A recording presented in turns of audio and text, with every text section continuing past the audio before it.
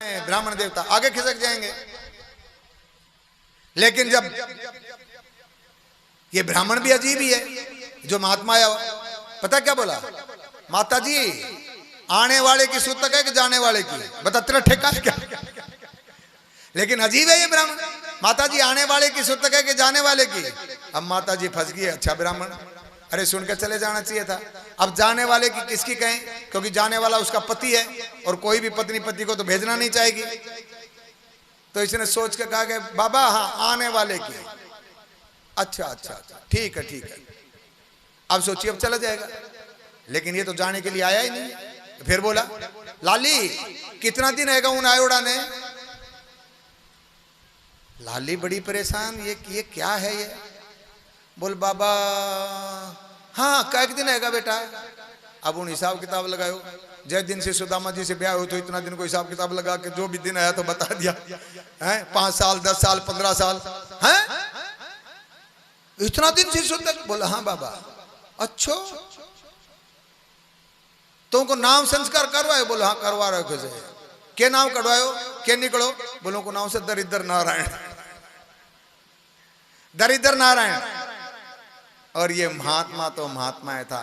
तो बोली बेटा दक्षिणा तो तुझे देनी ही पड़ेगी, ऐसा कर नारायण को तू रख ले और दरिद्र मेरी झोली में डाल दे, मैं लेकर के जाता हूं। और आज दरिद्र नारायण में से आधा आधा बांट लिया। नारायण तेरा, दरिद्र मैं लेकर जाता हूं। हैगा कोई ऐसा महात्मा, है कोई ऐसा संत। अरे ये संतों की गति है। और बेटी एक बात बताऊं, तेरे घर में नारायण का वास है। और इतना कह करके वो तो चला गया।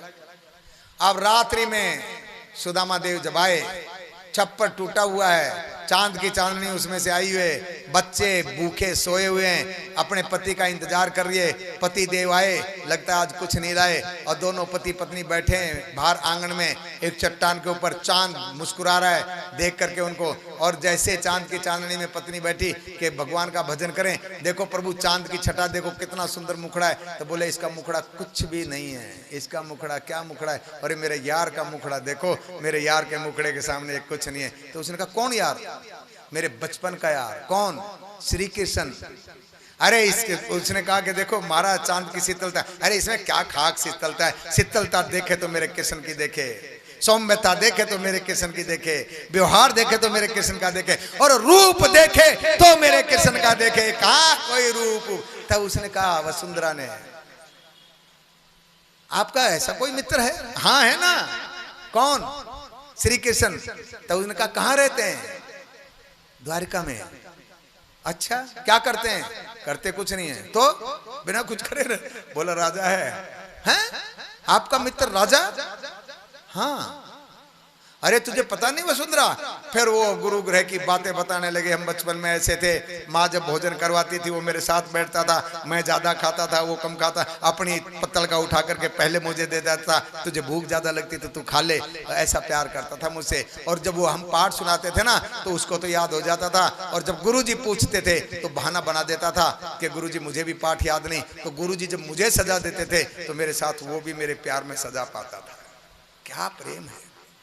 मुझे याद नहीं होता था, उसको तो याद था। और एक दिन गुरुजी ने मुझे दंड दिया। जब गुरुजी ने कहा सुनाओ, मैं नहीं सुना पाया, तो गुरुजी ने कहा जा तू समिधा लेके आ। और फिर कृष्ण की बारी आई, तू सुना। तो उसने पहले मुझे सुना दिया था। देखो सुदामा ये पाठ मुझे याद हो गया और उसको याद था। और गुरुजी ने जब कहा सुना तब उल्ट पुल्ट सुनाने लगा। गुरुजी ने डांट लगाई, तू भी पाठ याद नहीं करता, जा तू भी सुदामा के साथ में समिधा लेने के लिए जा। ऐसा प्यार करता था मुझसे। वो मेरे बिना एक पल भी नहीं रह सकता था। तब उसने कहा कि एक पल नहीं रह सकता था, अब इतने दिन हो गए, कभी तुम्हारी सूद ही नहीं लेता है। अरे क्या बताएं। तो जाओ ना मिल लो ना एक बारी अपने मित्र से। तब सुदामा जी बोले देखो देवी, मेरे बचपन का यार था, पर अब मुझे नहीं पता कि वो मुझसे यारी करता है कि नहीं। क्योंकि वैसे तो मैं ऊपर विश्वास करता हूं, मेरा यार नहीं बदल सकता, मेरा कृष्ण नहीं बदल सकता। लेकिन मैंने इतिहास पढ़ा है और इतिहास में एक ब्राह्मण की बेइज्जती होगी। द्रुपद और द्रोणाचार्य दोनों गुरु गृह में साथ पढ़े थे, मित्रता जबरदस्त थी। द्रुपद ने क्या कहा था, जब मैं राजा बन जाऊंगा तो आधा राज तो दे दूंगा, तेरी गरीबी खत्म हो जाएगी, हम दोनों भाई भाई हैं, आधा राज तू करना और आधा मैं करूंगा। और द्रोणाचार्य कभी राज्य मांगने नहीं गए। एक दिन अपने बेटे के लिए द्रुपद के दरबार में पहुंचे और पत्नी ने कहा था कि जाओ मित्र है तो गाय मांग लाओ, और ये गए और जब जाकर के खड़े हुए तो उन्होंने कहा ब्राह्मण देवता प्रणाम है।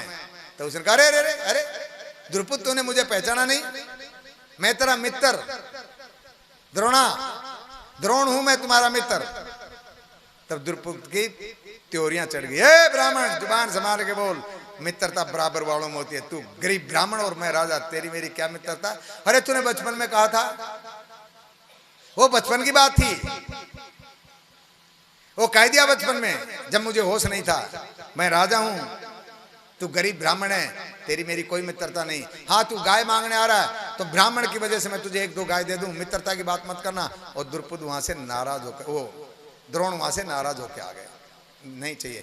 और पत्नी के पास नहीं गए, क्या मुंह लेके जाऊं पत्नी के पास, मित्र की इतनी बड़ाई करी थी, आज गाय मांगने आया था, मित्र ने गाय नहीं दी, अपने घर लौट करके नहीं गए, सीधे घूमते घूमते हस्तिनापुर पहुंचे। और हस्तिनापुर में पहुंचने के बाद में वहां उन्होंने एक कुएं में से बॉल निकालने का तरीका बताया, और जब पता चला भीष्म पितामह को तब पता लगा कि द्रोण है, लेकर के यहाँ पे राज्य में अपने में बैठाया और अपने बच्चों की शिक्षा के लिए द्रोण को आचार्य नियुक्त कर दिया, द्रोणाचार्य को।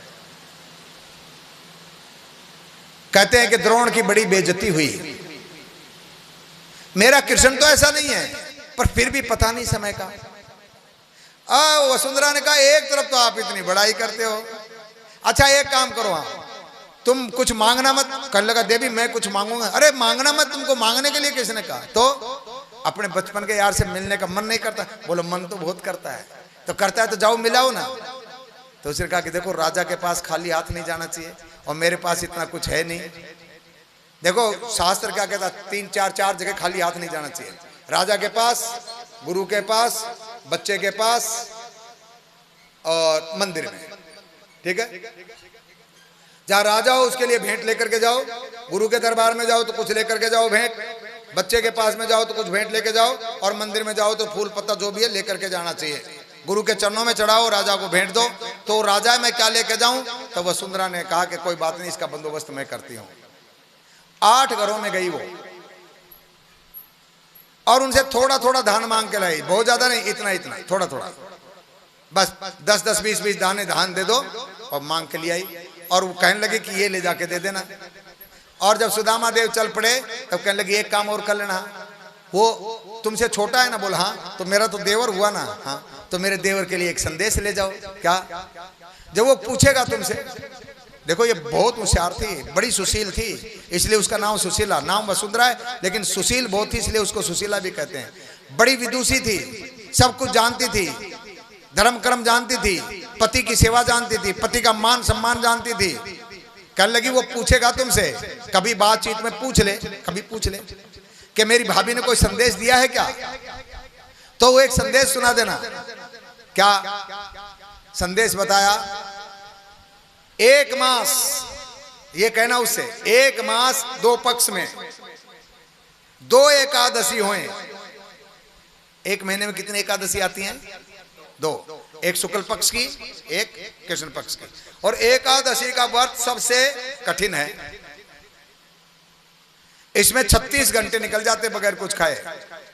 कहीं कहीं पे तो जो और साधक लोग ज्यादा लगा देते हैं। नहीं तो आज रात में खाया तो 12 घंटे रात, फिर 12 घंटे का दिन, फिर अगले 12 घंटे की रात, तो 36 घंटे कम से कम गुजरते हैं, तब जाकर के कहीं भोजन मिलता है।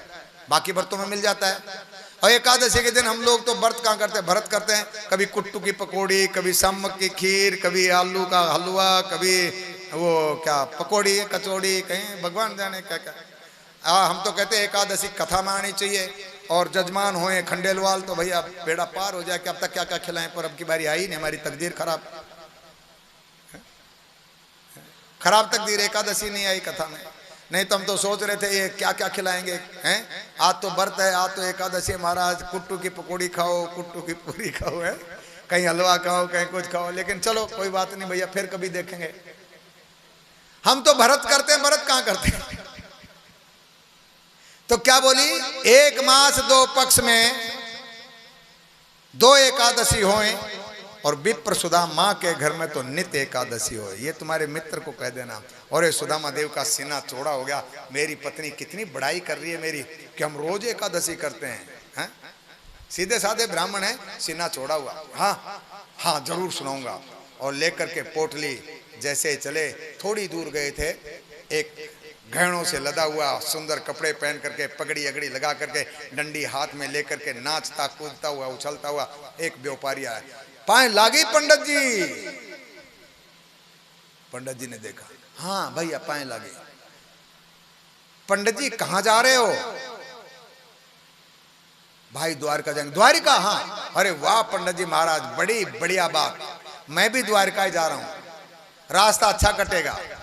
अच्छा तुम भी द्वारका जा रहे हो? हाँ। तो अच्छा पंडित जी आप किस लिए जा रहे हो? बोले मैं अब क्या कहें, मैं किसी से मिलने। अच्छा अच्छा अच्छा। और तुम? बोला मैं तो व्यापारी हूं। ठीक है। अब ये बातून बहुत, बात बात में पंडित जी को, पंडित जी आप कहाँ रहते हो, पंडित जी आप क्या करते हो, आपके कितने बच्चे हैं, आपकी पत्नी कैसी है, आपका घर परिवार कैसा है। अब पंडित जी बेचारे छुपाने की कोशिश करें, ये कुरेदने की कोशिश करें, तो पंडित जी से दुखी आ गए। बोले ओ भाई यहाँ तू जा यार, मैं बूढ़ा आदमी धीरे धीरे आऊंगा, तू जवान आदमी तू तेज तेज चलता, तू निकल ले। बोले ना पंडित जी, ब्राह्मण देवता का संग होगा, भगवान की कृपा होगी, आप चलोगे तो मैं आपके संग चलूँ। अच्छा आपके पास कुछ सामान आमान है, मैं उठा लूँ तो? अब शर्म आई, इतनी सी पोटली थी वो भी। बोला नहीं मेरे पास तो कोई सामान नहीं है, मैं अपने आप आ जाऊंगा, तू जा। ना ना बाबा मैं आपके साथ ही चलूंगा। पंडित जी सोचे यार अच्छी मुसीबत। अब एक जगह गए, थोड़ा रास्ते में खंडर जैसी कोई जगह थी, वहां रात का डेरा डाल दिया। अब पंडित जी बैठे अपनी साधना में, अपना भजन करें, और ये बैठ गए एक चट्टान पे, निकाल ली बांसुरी और गाने लगा। पंडित जी भजन करे रे गावे, लक्ष्मी जैसी हमरी रे दुल्हनिया दुल्हनिया बिना रह जाए ना।